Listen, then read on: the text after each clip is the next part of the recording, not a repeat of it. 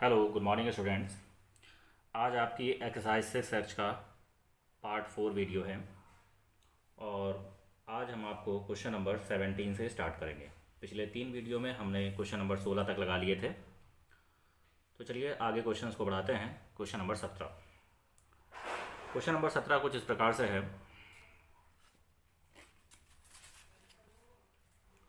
कि 100 घन centimetre, question number 17 कह रहा है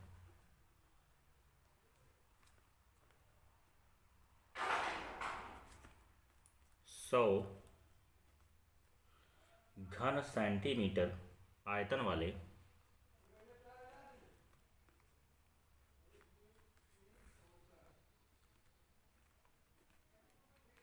वाले डिब्बे सभी बंद बेलनाकार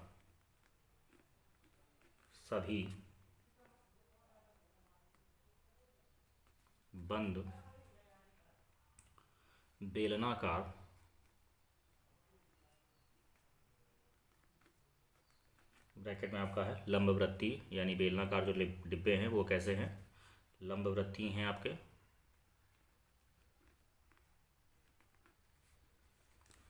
लंबवृत्तीय डिब्बों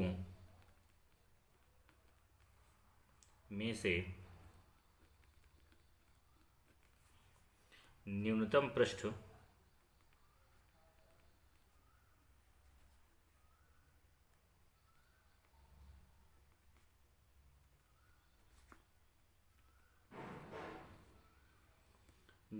पृष्ठ क्षेत्रफल वाले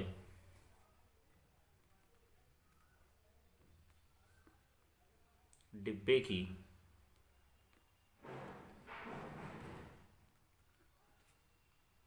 विमाएं ज्ञात कीजिए।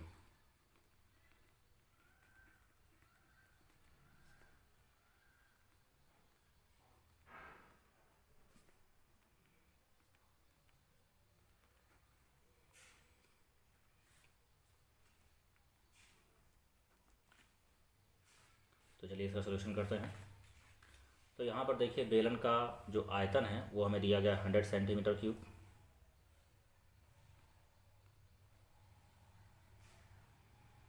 ठीक है, हम यहाँ पर मान लेते हैं, माना बेलन की ऊंचाई h, आधार की त्रिज्या r,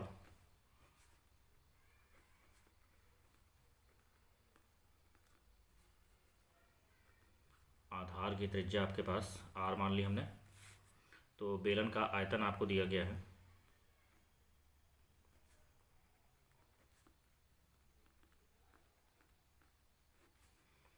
बेलन का आयतन v अगर हम मान लें तो ये आपके पास पाई आर स्क्वायर एच होगा, और आयतन हमें दिया गया 100, तो ये हो जाएगा पाई आर स्क्वायर एच।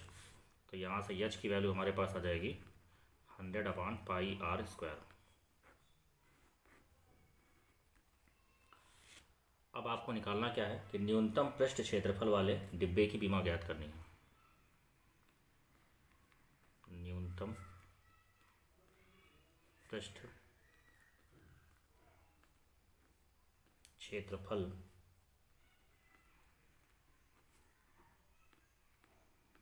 वाले डिब्बे की विमाएं ज्ञात करनी है। तो हम देख सकते हैं कि न्यूनतम कौन है, पृष्ठीय क्षेत्रफल है, और उसके डिब्बे के अंदर भी बेलनाकार डिब्बा ही है। तो हम पृष्ठीय क्षेत्रफल निकाल लेते हैं बेलनाकार डिब्बे का और देखते हैं कि वो हमारा न्यूनतम है कि नहीं। तो चलिए पृष्ठीय क्षेत्रफल निकालते हैं। पृष्ठीय क्षेत्रफल क्या हो जाएगा, बेलन का वक्रपृष्ठ 2πrh और उसमें आधार का क्षेत्रफल जोड़ देंगे 2πr²। यहाँ पर हम h की वैल्यू रख देंगे, तो 2πr, h की वैल्यू हमारे पास है 100/πr²। एक पाई से पाई कैंसिल, एक r से r कैंसिल, और प्लस का 2πr²। तो यस की वैल्यू हो जाएगी 200/r प्लस का 2πr²। तो हम देख सकते हैं कि ये हमारा पृष्ठीय क्षेत्रफल है।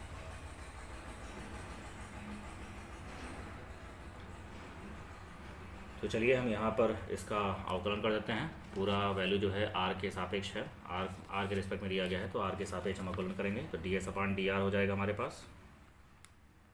1 अपान आर का अवकलन करें तो माइनस का 1 अपान आर स्क्वायर और आर स्क्वायर का 2r, तो ये हो जाएगा 4 पाई आर। उच्चिष्ट या निम्निष्ठ मान के लिए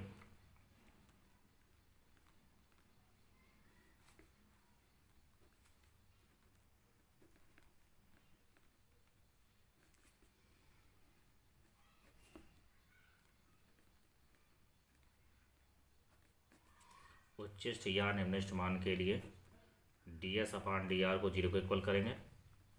तो माइनस का 200 अपान आर स्क्वायर प्लस का 4 pi R is equal to 0। तो ये हो जाएगा 200 upon R square is equal to 4 pi R. Cancel out करेंगे, 4 से कैंसिल आउट हो गया, 50 बचेगा।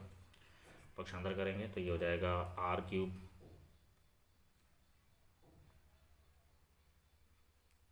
पाई R cube is equal to 50। Then R cube is equal to 50 upon pi. तो आर की वैल्यू हो जाएगी 50 बटे पाई की होल पावर में 1/3। इस पर हम चेक करेंगे कि आपका पृष्ठीय क्षेत्रफल न्यूनतम है कि नहीं। तो चलिए d2 अपान dr2 निकालते हैं।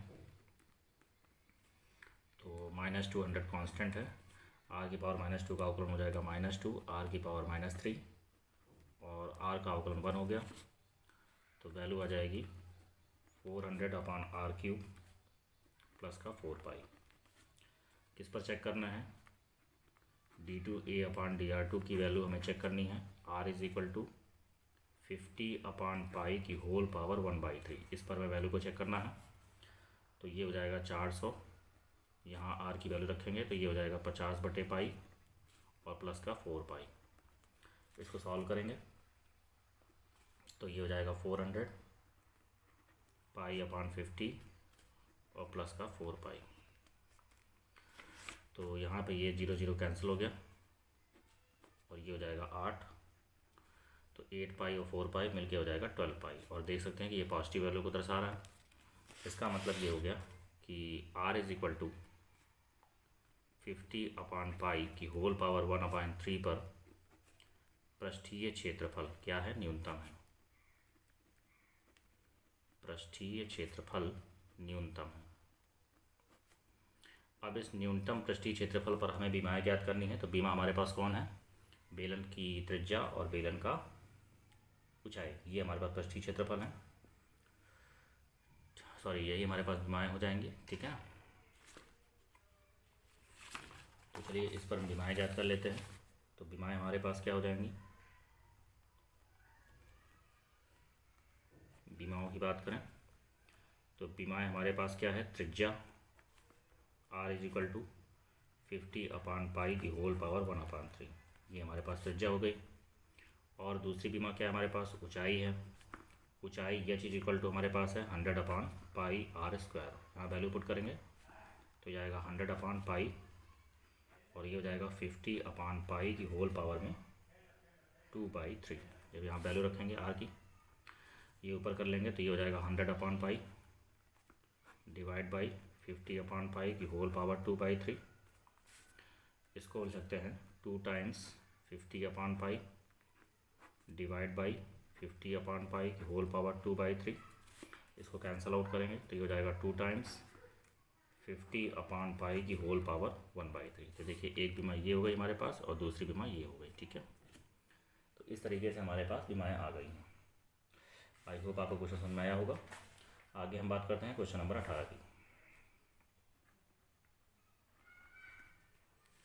चलिए क्वेश्चन नंबर 18 हमारे पास कह रहा है कि सिद्ध कीजिए कि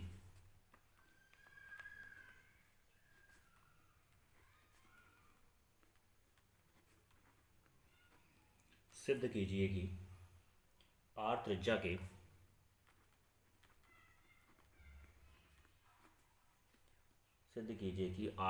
के गोले के अंतर्गत r त्रिज्या के गोले के अंतर्गत विशालतम शंकु का आयतन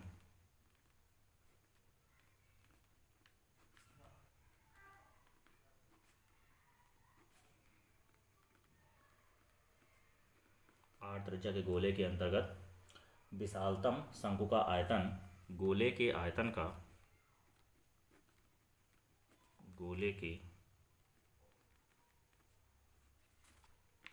गोले के आयतन का 8/27 होता है। ये हमें प्रूफ करना है। तो चलिए इसका सॉल्यूशन देखते हैं। तो यहाँ पर हम गोला बना लेते हैं।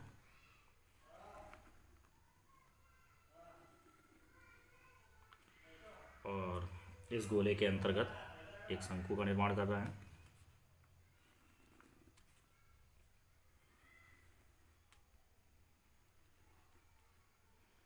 ये हमारे पास एक शंकु हो गया।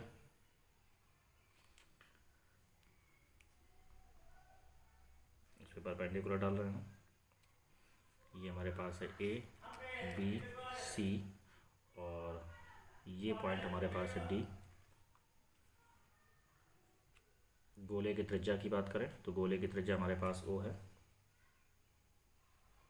सॉरी, गोले के केंद्र की बात करें, अब यहाँ से दे सकते हैं कि ओ ए ओ सी और ये आपके पास ओ एफ, ठीक है ना। ये हमारे पास क्या है, त्रिज्या आर हो जाएंगी।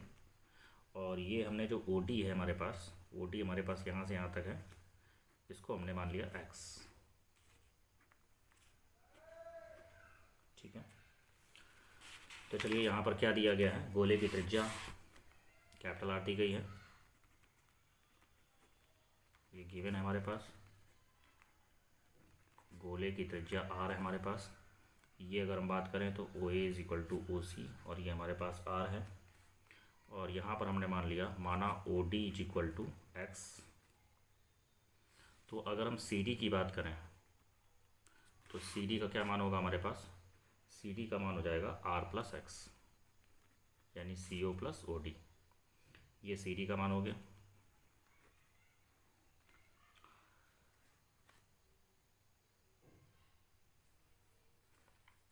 अब यहाँ पर अगर हम बात करते हैं शंकु की, इस प्रकार से हम देखें तो सी डी आर प्लस अगर एक्स है तो इसका मतलब शंकु की ऊंचाई कितनी हो गई हमारे पास, शंकु की ऊंचाई हमारे पास आ गई आर प्लस एक्स। अब त्रिभुज ए ओ डी में आपका समकोण त्रिभुज बन रहा है। ये ए ओ डी की अगर हम बात करें इस त्रिभुज की, तो इस त्रिभुज में आप देख सकते हैं कि ओ ए का स्क्वायर ये हमारे पास हो जाएगा ए डी का स्क्वायर और प्लस ओ डी का स्क्वायर।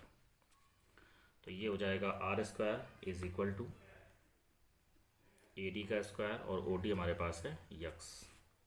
तो अगर हम यहाँ से ए डी की बात करें तो ये हो जाएगा अंडर रूट में आर स्क्वायर माइनस का यक्स स्क्वायर। तो शंकु के आधार की त्रिज्या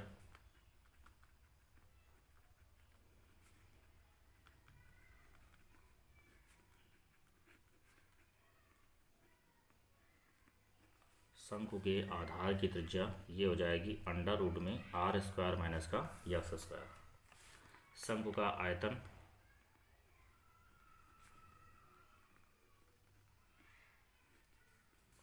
शंकु के आयतन की बात करें तो ये हो जाएगा 1/3 पाई आर स्क्वायर। एच की बात करें तो ये हमारे पास है C D, 1/3 pi A D का स्क्वायर अगर हम निकालें तो ये हो जाएगा आर स्क्वायर माइनस का एक्स स्क्वायर और सी डी हमारे पास है आर प्लस एक्स। तो चलिए इसका अवकलन कर देते हैं। आर तो हमारे पास कांस्टेंट है, यस के सापेक्ष अवकलन करेंगे तो पाई/3 कांस्टेंट होगा, यहाँ पर सेकंड लग जाएगा तो फर्स्ट इंटू सेकंड का अवकल गुणा प्लस सेकंड इंटू फर्स्ट का अवकल गुणा। इसको सॉल्व करेंगे तो ये हो जाएगा पाई/3, ये हो जाएगा आर स्क्वायर माइनस का एक्स स्क्वायर माइनस का 2rx माइनस का 2x³ सॉरी 2x स्क्वायर। तो वैल्यू आ जाएगी पाई/3 आर स्क्वायर माइनस का 2rx और माइनस का 3x स्क्वायर। ये हमारे पास वैल्यू है। उच्चिष्ठ या निम्निष्ठ मान के लिए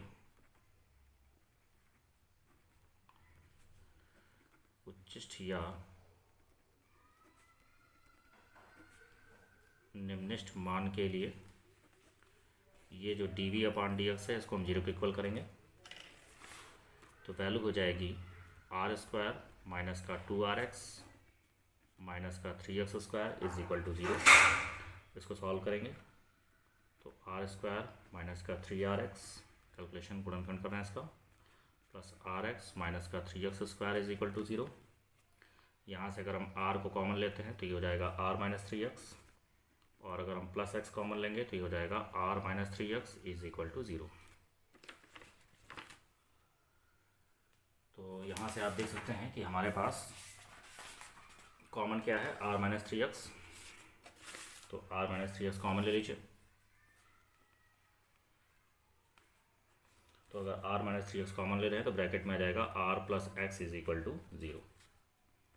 क्योंकि r plus X does not equal to 0, चूँकि x की वैल्यू माइनस r आ जाएगी, इसलिए हम r माइनस 3x को 0 को इक्वल करेंगे। तो x इज इक्वल टू आ गया r/3। इस वैल्यू पर हमें चेक करना है। चलिए, जब इस वैल्यू पर हम चेक कर रहे हैं तो d2v/dx2 को चेक करेंगे। तो ये हो जाएगा π/3 और r² का अवकलन 0 हो जाएगा। ये x का हो जाएगा -2r हो गया, और यहाँ हो जाएगा माइनस का 6x। माइनस अगर हम यहाँ से कॉमन ले लें और 2 भी कॉमन ले लें तो माइनस का 2π/3 यहाँ हो जाएगा, और ब्रैकेट में हो जाएगा r plus 3x।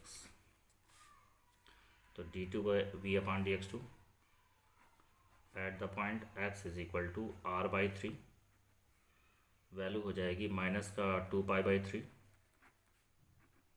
r plus 3 times, और यहाँ हो जाएगा r/3। ये से कैंसिल आउट हो गया। तो 2r और 2r में 2π गुणा करिए तो माइनस का 4πr डिवाइड बाई 3, और ये कह रहा है आपके पास नेगेटिव वैल्यू को दे रहा है। इसका मतलब x is equal to r/3 पर शंकु का जो आयतन है वो क्या है, महत्तम। शंकु का आयतन महत्तम। अब इस महत्तम पर आपको क्या निकालना था कि ये बताना था कि महत्तम आयतन पर ये जो शंकु का आयतन है वो गोले के आयतन का 8/27वां भाग है। तो चलिए हम शंकु का आयतन अब निकालते हैं यहाँ से, और ये देखते हैं कि ये 8/27 है कि नहीं गोले के आयतन का। तो शंकु का आयतन हमारे पास था π/3 r² माइनस का x², ब्रैकेट में r प्लस एक्स। अब यहाँ पर हम वैल्यू रख देंगे x की, तो ये हो जाएगा r², यहाँ हो जाएगा r²/9, यहाँ हो जाएगा r/3। इसको सॉल्व करेंगे, π/3 ये हो जाएगा 8r²/9, और ये हो जाएगा आपके पास 4r/3। तो ये हो जाएगा 8 चौको 32 πr³ डिवाइड बाई 3 3 का 9, और ये हो जाएगा 81। तो चलिए यहाँ से शंकु का आयतन हमारे पास क्या आ गया, शंकु का आयतन। यहाँ से हम अगर 8/27 कॉमन ले लेते हैं तो ब्रैकेट में बचेगा 4/3 πr³। और देखिए 4/3 πr³ किसका आयतन होता है, ये होता है गोले का आयतन। तो हम इस प्रकार से देख सकते हैं कि ये जो शंकु का आयतन महत्तम है, इस महत्तम आयतन पर ये क्या है, गोले के आयतन का 8/27 है। ठीक है, तो ये हमारे पास प्रूफ हो गया। तो आई होप अब क्वेश्चन आपको समझ में आया होगा। आगे हम बढ़ते हैं क्वेश्चन नंबर 19 पर। चलिए, क्वेश्चन नंबर 19 हमारे पास कह रहा है कि t समय में किसी कण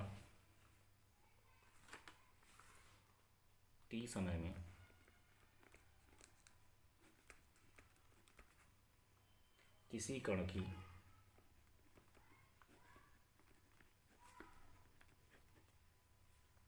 सरल रेखीय गति का समीकरण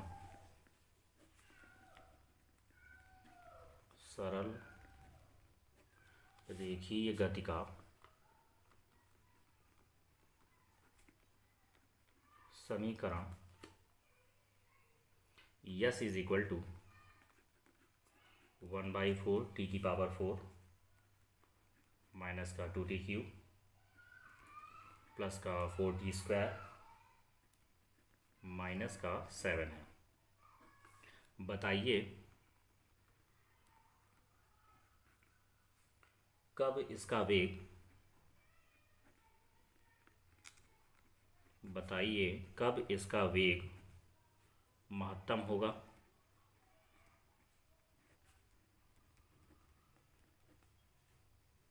तथा कब इसका त्वरण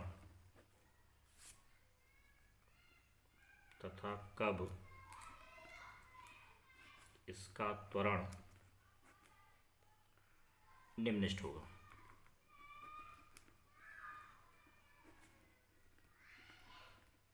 ठीक है, तो वेग कब महत्तम होगा और त्वरण कब निम्नलिखित होगा, इसके बारे में हमें बताना है। तो चलिए हम देख लेते हैं। तो यहाँ से हमारे पास जो कण का सरल रेखीय गति समीकरण दिया गया है, S is equal to 1/4 T की power 4 minus 2t³ plus 4t² minus का 7। अब देखिए यहाँ से अगर हम एक बार इसका अवकलन करें तो हमारे पास क्या मिलेगा, वेग मिल जाएगा। तो ts/dt निकाल लेते हैं। तो ये कितना हो जाएगा हमारे पास, t³ 4 से 4 कैंसिल आउट, माइनस 6t² और प्लस का 8t। और देखिए अगर हम इसका दोबारा अवकलन कर दें d2s/dt2 तो ये हमारे पास हो जाएगा 3t² माइनस का 12t और प्लस का 8। और ये हमारे पास हो जाएगा त्वरण। d2s/dt2 क्या होता है, त्वरण होता है हमारे पास। अब यहाँ पे वेग महत्तम पर कह रहा है, तो महत्तम या निम्नतम वेग के लिए क्या करेंगे, ये जो वेग है हमारे पास इसको हम 0 के इक्वल करेंगे। ठीक है, चलिए जब हमने इसको 0 के इक्वल किया तो वैल्यू आ जाएगी t³ माइनस 6t² प्लस का 8t is equal to 0। t अगर हम कॉमन ले लें तो ये हो जाएगा t² माइनस का 6t प्लस का 8 इज इक्वल टू 0। तो यहाँ पर क्या हो जाएगा, t² minus 6t plus 8 is equal to 0, क्योंकि t हमारे पास 0 नहीं हो सकता। ठीक है, क्योंकि t 0 रहेगा तो 0 समय पे नहीं कह रहा है, उसका कुछ ना कुछ वेग तो आ ही रहा है आपके पास। तो t को 0 नहीं करेंगे, इसको समीकरण को 0 कर देंगे। अब यहाँ पे इसका हम गुणनखंड करेंगे। तो चलिए इसका अगर हम गुणनखंड करते हैं तो वैल्यू क्या हो जाएगी, t² माइनस का 4t माइनस का 2t और प्लस का 8 इज इक्वल टू 0। तो अगर हम t कॉमन लें तो ये जाएगा t-4 और -2 कॉमन लेंगे तो ये जाएगा t-4 इज इक्वल टू 0। तो एक ब्रैकेट में आ गया t-4 और दूसरे ब्रैकेट में आ गया t-2 इज इक्वल टू 0। तो t की वैल्यू क्या हो जाएगी, 2 और 4। अब चलिए यहाँ पर 2 और 4 की बात करते हैं। तो 2 और 4 पर क्या निकालेंगे, यहाँ पर देखिए महत्तम न्यूनतम के बाद हम दोबारा अवकलन करते हैं और उस पर चेक करते हैं 2 और 4 को। तो चलिए पहले हम t बराबर 4 पर चेक कर लेते हैं। तो d2s/dt2 at the point t is equal to 2 पर चेक कर लेते हैं। तो वैल्यू क्या हो रही है, ये हो जाएगा आपके पास, जब यहाँ पे हम रखेंगे तो 2 दूना 4 तिहाई 12 हो जाएगा और ये हो जाएगा 24 और प्लस का 8। तो 12 8 20 और 20 में 24 जाएगा माइनस का 4 और ये क्या हो रहा है, निगेटिव। इसका मतलब t बराबर 2 पर वेग क्या है, महत्तम है। ठीक है, अब यहाँ पर अगर हम 4 पर देखें तो 4 पर d2/ds2 चेक कर लीजिए। तो जब यहाँ पर चेक करेंगे तो ये हो जाएगा हमारे पास 4 चौको 16 48। चलिए देख लेते हैं, d2s/dt2 at the point t is equal to 4। तो 4 पर चेक करेंगे तो हो जाएगा 4 चौको 16 और ये हो जाएगा 48 और यहाँ से हो जाएगा 12 चौक 48 और प्लस का 8, ये कैंसिल आउट हो गया, वैल्यू आ रही है 8 और यानी ये आ रहा है पॉजिटिव। इसका मतलब t बराबर 4 पर वेग क्या है, निम्नतम है। तो हमारे पास क्या चाहिए आपको, महत्तम वेग के बारे में पूछ रहा है, तो इसका मतलब ये हमारे पास आंसर हो जाएगा। ठीक है, चलिए अब ये किसके बारे में कह रहा है, अब ये त्वरण के बारे में कह रहा है। तो त्वरण के उच्चतम या निम्नतम के लिए, त्वरण के उच्चतम या निम्नतम मान के लिए, तो जब त्वरण का उच्चतम या निम्नतम मान देख रहे हैं तो त्वरण को 0 करेंगे। तो d2s/dt2 को क्या करेंगे, 0 के इक्वल करेंगे। ठीक है ना, तो 3t² माइनस का 12t और प्लस का 8, इसको अगर हम 0 करेंगे तो देखिए गुणनखंड तो हो नहीं रहा है इसका, सीधा 4 लगा दीजिए। तो टी इज इक्वल टू क्या हो जाएगा, -b plus minus B square minus का 4ac और अपान में हो जाएगा 2a। इसको सॉल्व करेंगे तो t इज इक्वल टू आ जाएगा 12 प्लस माइनस 144 माइनस 96/6। तो ये हो जाएगा अंडर रूट में 48/6, 16×3 = 48। तो ये हो जाएगा प्लस माइनस 4√3 डिवाइड बाई 6, 2 से कैंसिल आउट करेंगे तो 2 × 12 प्लस 2√3 डिवाइड बाई 3, ये कैंसिल आउट करेंगे तो 2 प्लस माइनस 2/√3, ये हमारे पास वैल्यू आ गई। तो चलिए एक बार पॉजिटिव मान को देखेंगे, एक बार निगेटिव मान को देखेंगे। तो अब चूँकि d2s/dt को 0 किया है तो इसका मतलब किस पर चेक करना होगा, d3s/d3 पर चेक करना होगा। क्योंकि यहाँ पर हमारे पास ये फलन होगा,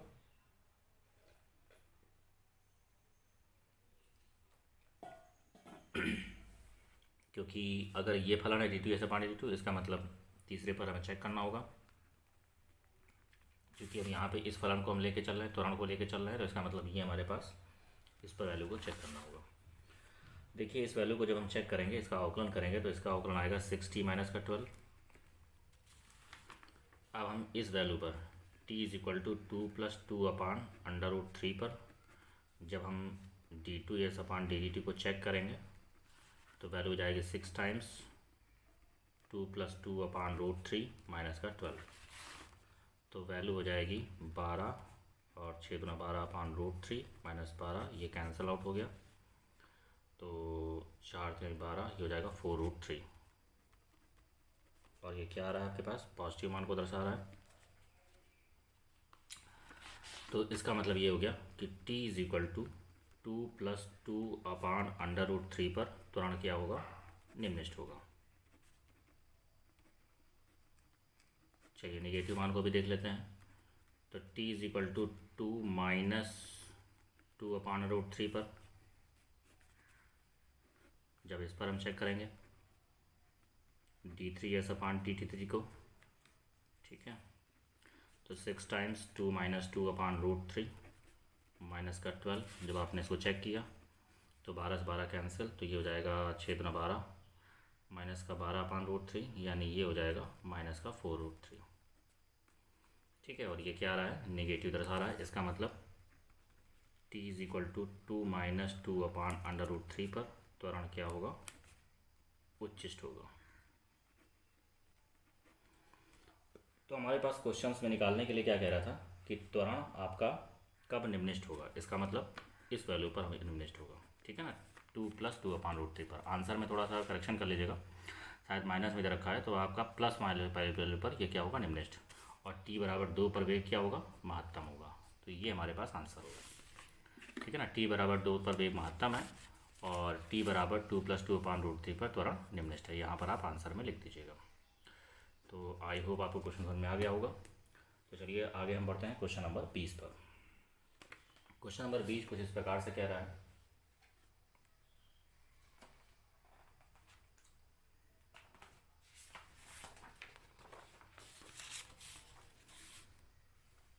क्वेश्चन नंबर 20 कह रहा है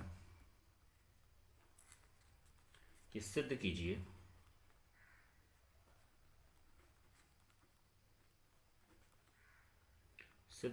कि x इज इक्वल टू π/2 फलन y is equal to sin x पर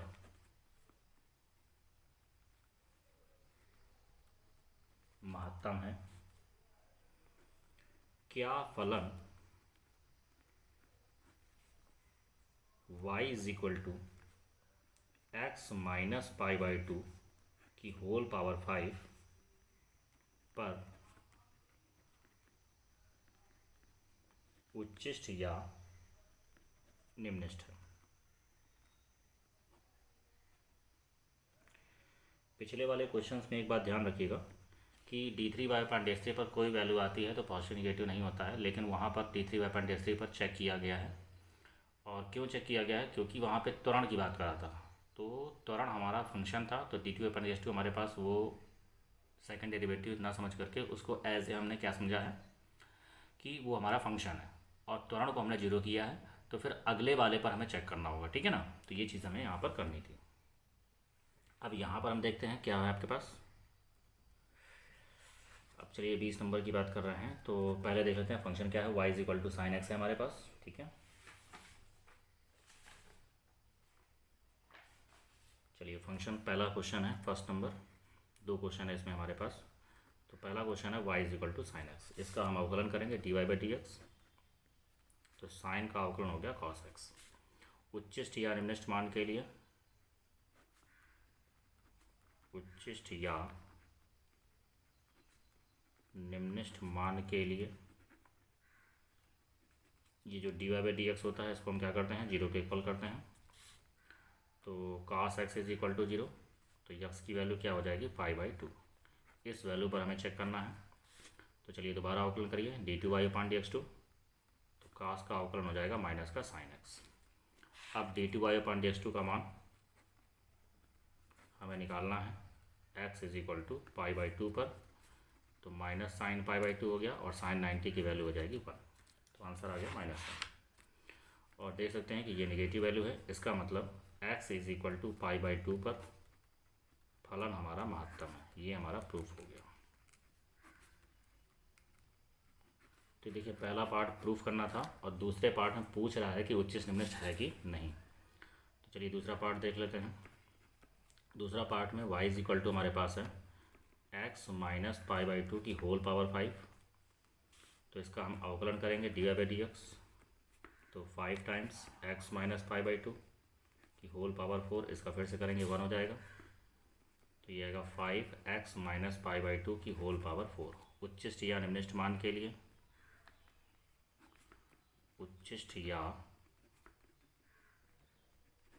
निम्निष्ट मान के लिए ये जो वैल्यू है dy/dx, इसको हम क्या करेंगे, जीरो के इक्वल करेंगे। तो 5 टाइम्स x - π/2 की होल पावर 4। तो यहाँ से x की वैल्यू आ जाएगी π/2। अब हम दोबारा अवकलन करेंगे d2y/dx2, और दोबारा अवकलन किया तो ये जाएगा 5 चौको 20 x - π/2 का होल क्यूब, और फिर से इसका करेंगे 1। तो d2y/dx2 को चेक करेंगे, किस पर चेक करना है, x = π/2 पर। तो वैल्यू आ रही है हमारे पास 0। तो जब वैल्यू 0 आती है तो हम तीसरी बार अवकलन करते हैं। तो चलिए d3y/dx3 निकाल रहे हैं। तो ये हो जाएगा 3 दूना 6, 60 x - π/2 का स्क्वायर। और d3y/dx3 को जब हम चेक करेंगे, इस पर चेक कर रहे हैं x = π/2 पर। तो जब इस पर हमने चेक किया तो ये वैल्यू भी आ रही है 0। अब अगर ये वैल्यू 0 आ रही है तो हम चौथी बार अवकलन करेंगे, ठीक है ना। चौथी बार जब अवकलन करेंगे तो ये हो जाएगा 6 दूना 12, 120 x - π/2, और इसका फिर से करेंगे 1। अब इस वैल्यू को हमें चेक करना है x = π/2 पर। तो देखिए सम मानों पर अगर वैल्यू धन और ऋण को देखते हैं तब उच्चिष्ट निम्निष्ट होता है, और विषम मानों पर कोई मान आ जाए तो ना तो फलन उच्चिष्ट होता है और ना ही निम्निष्ट होता है, ठीक है ना, विषम डेरिवेटिव पर। तो चलिए इस पर भी चेक कर लेते हैं। तो ये वैल्यू भी 0 आ रही है, इसका मतलब 5वीं बार अवकलन करेंगे। तो d5y/dx की पावर 5, तो ये जो हो जाएगा आपके पास 120। और जब इस वैल्यू पर चेक कर रहे हैं d5y/dx की power 5 eight the point x = π/2, तो ये आ रहा है 120। तो ये क्या है, 0 के इक्वल नहीं है, ठीक है।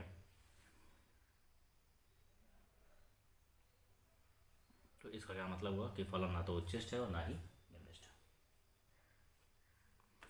इसका मतलब x = π/2 पर फलन y ना तो उच्चिष्ट है और ना ही निम्नलिखित। ये हमारे पास इसका दूसरा स्टेप हो गया। ठीक है, अब चलिए आगे बढ़ते हैं क्वेश्चन नंबर 21 पर। क्वेश्चन नंबर 21 हमारे पास कह रहा है कि 100 के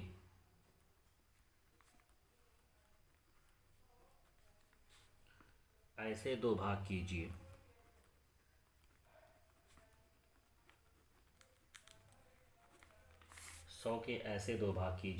कि एक भाग के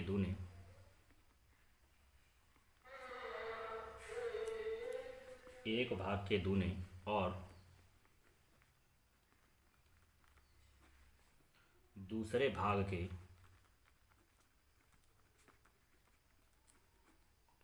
वर्ग का योगफल एक भाग के दूने और दूसरे भाग के वर्ग का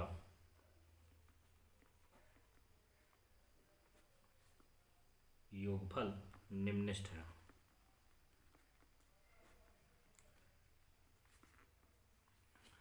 सौ के ऐसे दो भाग करने हैं कि एक भाग का दूना और दूसरे भाग के वर्ग का योगफल क्या है, निम्नलिखित है। तो चलिए क्वेश्चन को देखते हैं। तो हम मान लेते हैं, माना पहला भाग जो है 100 का वो x है। अब चूंकि 100 के दो भाग करना है तो दूसरा भाग क्या हो जाएगा, 100 माइनस x। दूसरा भाग हो जाएगा 100 माइनस का x। प्रश्नानुसार योगफल हमें देखना है, इसको हम a मान लेते हैं। और किसका योगफल देखना है, एक भाग का दुगना और दूसरे भाग के वर्ग, इसका योग करना है। ठीक है, तो ये हमारे पास फंक्शन हो गया। चलिए इसको डिफरेंशिएट करते हैं, dA/dx। तो ये इसका अवकलन 1 हो गया, यहाँ पे x की पावर n लगेगा तो 200 माइनस x, दोबारा करेंगे तो ये हो जाएगा -1। तो अगर हम 2 कॉमन लेते हैं तो ये हो जाएगा 1 माइनस 100 प्लस का x, तो वैल्यू क्या आ जाएगी 2x माइनस का 99। उच्चिष्ट या निम्नलिखित मान के लिए, उच्चिष्ट या निम्नलिखित मान के लिए ये जो वैल्यू है इसको हम किसके इक्वल करेंगे, 0 के इक्वल करेंगे। तो यहाँ से x की वैल्यू आ रही है 99। अब हमें दोबारा अवकलन करना होगा। तो चलिए d2A/dx निकालते हैं। तो जब दोबारा अवकलन करेंगे तो 2 हो जाएगा। ठीक है, x का 1 99 का 0, तो वैल्यू कितनी आ रही है 2। किस पर चेक करना है d2A/dx को, at the point x is equal to 99। तो ये आ रही 2 और क्या आ रहा है, पॉजिटिव मान आ रहा है। इसका मतलब x बराबर 99 पर फलन मतलब योगफल क्या है, निम्नलिखित है।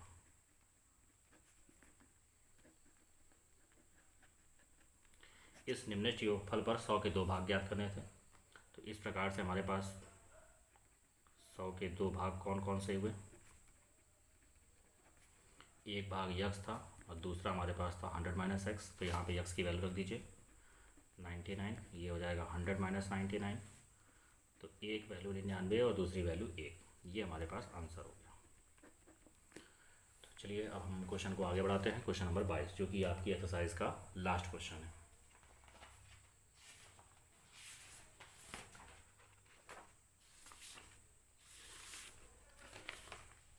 क्वेश्चन नंबर 22 कह रहा है हमारे पास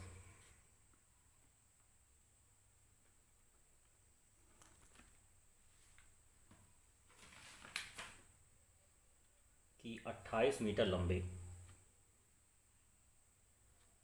28 मीटर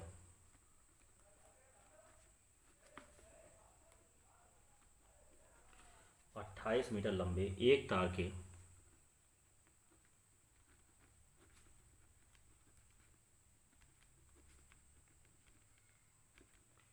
28 मीटर लंबे एक तार के दो टुकड़े करके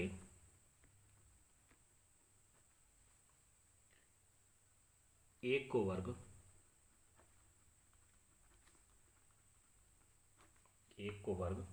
तथा तथा दूसरे को वृत्त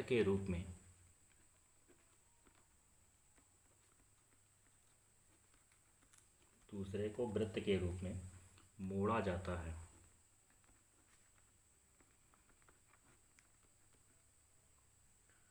दोनों टुकड़ों की लंबाई ज्ञात कीजिए।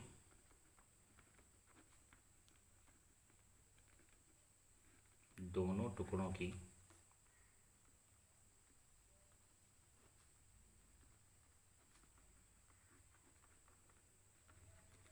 लंबाई ज्ञात कीजिए यदि उनसे बनी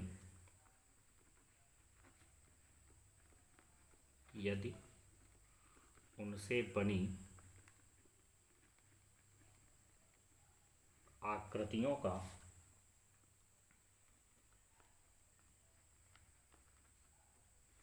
संयुक्त क्षेत्रफल क्या हो? न्यूनतम। ये हमारे पास क्वेश्चन है। अब देखिए तार हमारे पास क्या है, 28 मीटर लंबा तार है। ठीक है, यहाँ पर हम फिगर के माध्यम से आपको एक बार थोड़ा समझाते हैं। ये देखिए हमारे पास एक तार है। ये तार कितना लंबा है? 28 मीटर लंबा तार है ये। ठीक है, इसके दो टुकड़े किए गए। अब मान लेते हैं एक टुकड़ा हमारे पास यक्स है, तो दूसरा टुकड़ा क्या हो जाएगा? 28 माइनस का यक्स। अब अगर इस टुकड़े को मोड़ करके क्या बनाया गया है? एक वर्ग बना दिया गया है। ठीक है, तो इसका मतलब ये हो गया कि इसका परिमाप क्या हो गया? यक्स। और इस टुकड़े को फोल्ड करके क्या बना दिया गया है? वृत्त बना दिया गया है। इसका मतलब ये हो गया कि इसकी जो परिधि हो गई वो कितनी हो जाएगी? 28 माइनस का यक्स। ठीक है, तो यहाँ पर ये चीज़ आप फिगर के माध्यम से समझ सकते हैं। ठीक है, तो ये हमारे पास कंडीशंस होंगे। अब चलिए हम यहाँ पर मान लेते हैं, माना 28 मीटर तार के दो टुकड़े। क्वेश्चन पे आते हैं। माना 28 मीटर तार के दो टुकड़े कौन कौन से हैं? यक्स और 28 माइनस एक्स मीटर हैं। प्रश्नानुसार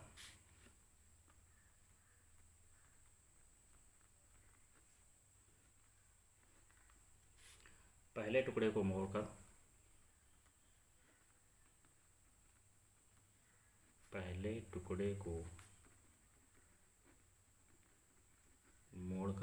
क्या किया जा रहा है? वर्ग बनाया जाता है।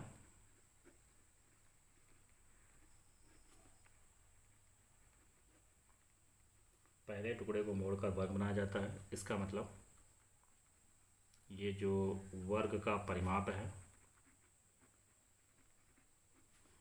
वो हमारे पास है यक्स, और वर्ग का परिमाप क्या है? 4 गुणे भुजा, और ये हो जाएगी यक्स। इसका मतलब भुजा क्या हो जाएगी? x/4। तो ये हमारे पास वर्ग की भुजा आ गई। अब चूंकि संयुक्त क्षेत्रफल दोनों टुकड़ों की बात कर रहा था, तो चलिए इसका क्षेत्रफल भी निकाल लेते हैं साथ में। तो वर्ग का क्षेत्रफल क्या होता है? वर्ग का क्षेत्रफल होता है भुजा का स्क्वायर,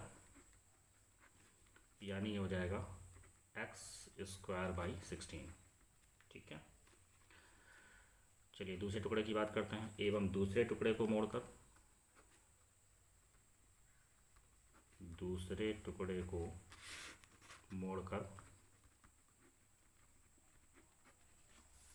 एक दूसरे टुकड़े को मोड़कर एक वृत्त बनाया जाता है।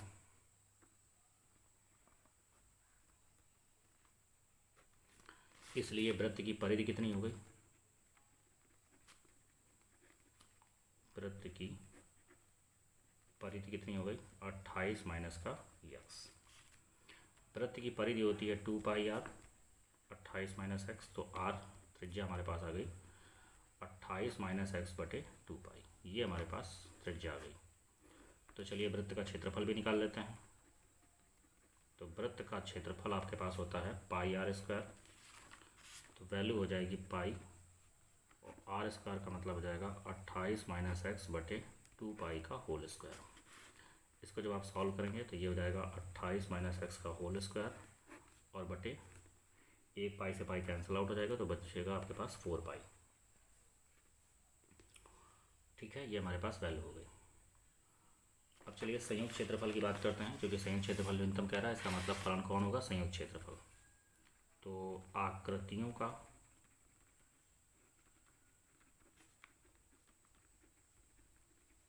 संयुक्त क्षेत्रफल आपके पास हो जाएगा वर्ग का क्षेत्रफल x²/16 और प्लस वृत्त का क्षेत्रफल 28 माइनस इसका होल स्क्वायर अपॉन 4 पाई। ये हमारे पास क्षेत्रफल। तो चलिए इस क्षेत्रफल को आपको क्या कह रहा है, न्यूनतम की बात कर रहा है, तो इसका अवकलन करते हैं।